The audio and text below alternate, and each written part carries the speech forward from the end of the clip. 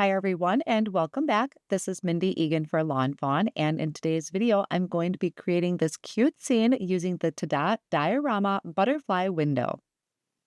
The dies that I'm going to be using are the Butterfly Window, the Tada Diorama Simple Hillside, and also the original Tada Diorama. Now the stamp sets that I'm going to be using is Dandy Day, the Tree Before and Afters, and All the Clouds. I plan on using my Olo markers to color in my images, and the Olo markers is just another brand of alcohol marker. You use whatever you are comfortable with. And my favorite cardstock to color in my images is the Express It cardstock, which is just a really super smooth cardstock. So I'm laying out all of the images that I plan on using. You can see I have a rainbow, some clouds, my tree with some flowers on it, and a couple of the mice. I wasn't exactly sure if I was going to be using that mouse that has the dandelion, but he was super cute and I thought I would just go ahead and stamp him out just to be safe. I'm using the Lawn Fawn Jet Black ink to stamp my images down, and this is alcohol marker friendly, so any brand of alcohol markers that you use, this ink is really great for, and I do like to stamp my images twice to make sure I'm getting a really good impression. I'm going to try and let you know the colors that I'm using, but here is a quick screenshot of all of the markers that I'm going to use to color in the images. For the mice, I am going to be using this warm brown combination, and this is YO 2.7, YO 2.5, and YO 2.2.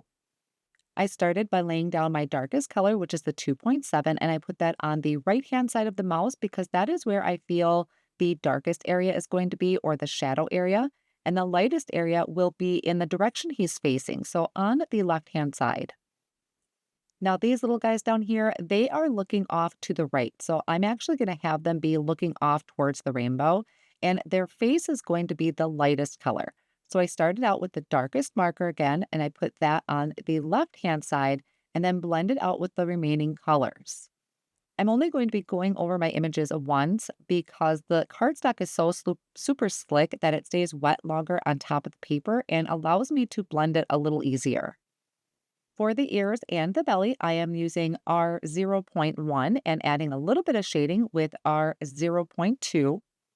For the nose, I'm going to use R 0.3, and then I also went around my blooms on my tree with that same kind of coral color. I thought it was a nice spring color for my flowers, and then I'm also going to use it for the first band of my rainbow. On the dandelion, I'm going to use G 0.1, and I just went over those stamped lines and then came in with G 1.4 for the stem.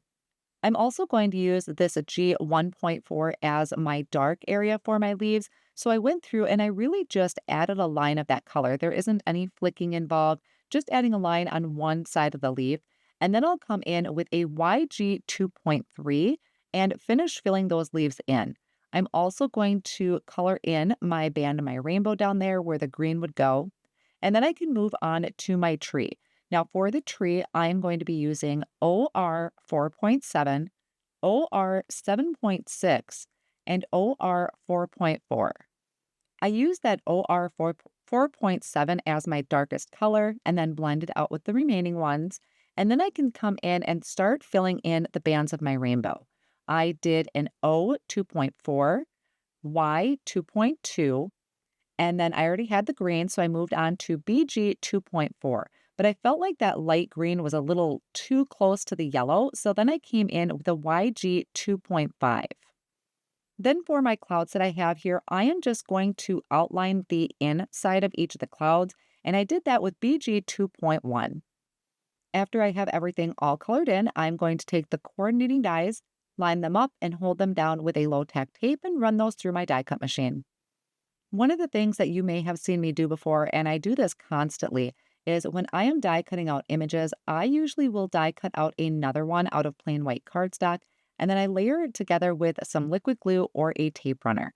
And what this does is just add a little bit of stability. I don't want to say like a chipboard piece, but it just has a little bit more to it than just that thin piece of white cardstock. Then on to my diorama. So I'm going to be using the Spiffier Speckles collection pack. This is actually a piece I cut out of the 12 by 12 paper. And this is the white piece with the gold splatters, and I actually die cut almost everything out of that paper. I did do the green speckles with the gold flicks on it for the grassy hillside, but everything else I pretty much did out of that white with the gold splatters on it. For our panels that's going to show behind our window, you have some score lines on there provided by the die. And I like to call them small, medium, and large because really that's what it is. So the small piece, when you fold it, you'll see how each section goes in that size, the small, medium, large. So I like to fold them just to give me a better visual. And then my biggest pieces, I'm going to put towards the center. Then I'm taking these little like feet type dies and I'm having it so it is flush with the bottom of the paper. You can see the arrows there. And then my foot is always going to point towards the bigger panel. So by laying my panels out like this, it just helps me when I'm trying to place these feet down. There I went ahead and folded along those lines. Again, I'm going to take the other foot, line it up flush with the bottom of the paper, hold that down with a low tack tape, and making sure that that foot is pointing towards the larger panel. So that will cut out our inserts for our hillside. Now for my window, I have the Spiffier Speckles paper here. You're going to notice that I do end up changing it, but the process is going to be the same. I'm taking the butterfly window and I'm centering that in this panel that has the notches cut out. So I did die cut out two panels like that. One of them is going to be our backer piece. The other one is going to be our window piece. You will also have to die cut out these two strips that have that notch in it, and there's going to be score lines on there that the die provides. So I just fold along those score lines, and then I'm going to set it off on the side to work on my window panel.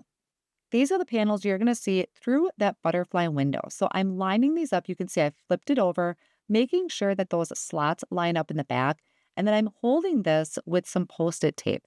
I want to stencil on some clouds on the front panel, so I really want these to kind of be right next to each other so they line up in the window on the front of our card. And then I'm going to take my cloudy stencil. I'm going to just kind of tack that down with a tape and then bring in some Moonstone ink and lightly ink blend on these clouds. Now, I don't have anything right now holding my kind of window panel there down to my work surface, but you can see as I start moving down, it's starting to shift. So I do bring in some Post-it tape to secure that down. And at the very bottom, I'm going to just use that Moonstone ink and ink blend it up towards the top of the clouds. I'm also going to use this cloudy stencil on my backer piece. So this is the piece we're going to see in the background. And I got a little smarter this time. I took some Post-it tape, I rolled it up, placed it on the back of the panel, and that just kind of lightly tacks that down to my work surface. You could also use a sticky mat if you have one, or you could use your magnetic work surface. This was just really quick and easy for me to do. And then once again, I went through and added on those clouds. I did these just like before and then added some light blue to the bottom. Even though we're probably not going to see the very bottom of it, I just like to have that finishing touch. So I started placing everything together to see how it was going to look. And when I put the window over the top, it was just almost too much Spiffier Speckles. I didn't think I'd ever say that, but it was just a little bit too much. So I thought I'd break that up a little bit with this paper pad. And I love these blends on here. I decided to go with more of the rainbow blend. So I die cut out that front panel, did the window, the butterfly window, and I liked that a lot better. Now I can start kind of putting everything together. So these are the skinny pieces that I folded earlier. I opened up the folds and I added some tape runner to each of those folds. And then I'm going to line the notch up in that skinny strip with the notch that's on the back of my window. So this is the back portion of our window. Kind of secure that down and do the same thing on the other side. I'm adding tape to those folded areas, lining up my notches, and then securing that down. So that's our band that we are going to end up putting our window through. Now I did take my grassy hillsides or my simple hillsides and I folded along those lines. These are going to be the tabs that we insert into our window to create our scene. Now that I have those tabs folded, I need to go ahead and attach my window. So I am adding tape runner to that skinny strip. Remember I said I had small, medium, and large. The large has the clouds on it. The medium panel has our slots. And then that small panel is what we're adding our tape runner to. So I lined those edges up with the edge of my backer piece and then secured that down in place. Now we have our grassy hillsides that we are going to insert into those slots. So that's where you want to fold those up, slide those into those slots, but you want to open them on the other side. That's kind of your stopper so that they don't go back through the slots on you. And you can fold them backwards. You can fold these towards you. I like to fold them towards me. It's just easier for me to manage them when I'm trying to get them through those slots. And being that the height is different for the slots, it doesn't matter which grassy hillside you put in the front. You could have more of the spiky grass in the front like I did, or you can put it in the background. And I gotta say, I love creating grass out of these Spiffier Speckles paper packs. I love the green color or the shade of it, and then having those gold flicks on there. So now as I kind of adjust this, you can see how this is starting to form our little scene. So I'm bringing in all of my pieces, and I did speed this up because I did play around with it a little bit. I ended up kind of trimming some pieces down so that it looked like it was continuing off of the backer piece. So what I did is I trimmed off part of the tree, and that's going to line up on the left-hand side. The rainbow, I went ahead and added my clouds to, and I trimmed off just part of that so it looks like it continues off on the right-hand side. I end up placing the clouds just a little bit too high for the window, and later on when I figured that out, I do kind of pick that up a little bit, rub away any adhesive that's exposed, and place that down just a little bit lower so you can see it better through that butterfly window. And then finishing it off, adding a little bit of tape runner to the bottom of my mice so that they are right in the center and looking up that pretty rainbow up in the sky. Now to put this all together, we have our window with those strips on the back. We're going to flip our scene over and we're taking that panel that we did the stenciled clouds on and we're going to slide that through that strip. So it's going to slide all the way. We're going to go on the other side. Being that this is pattern paper, it's really easy to kind of bend that and maneuver that to really fit our window. And then when I flip that over and I pull my tabs, we have this adorable little scene through our butterfly window. Now I just need to add a sentiment, which I always seem to forget about. It's like the last thing on my mind. I'm more concerned with the scene. And I decided to pick something really small. So this is off of the Dandy Day stamp set. And I just picked out some white cardstock and I'm going to ink up my sentiment with the black licorice ink. I'm going to stamp it twice because I am pressing very gently. I don't want to squish it and distort the letters. And then I'm going to trim this down into a thin strip. So I brought that over to my paper trimmer.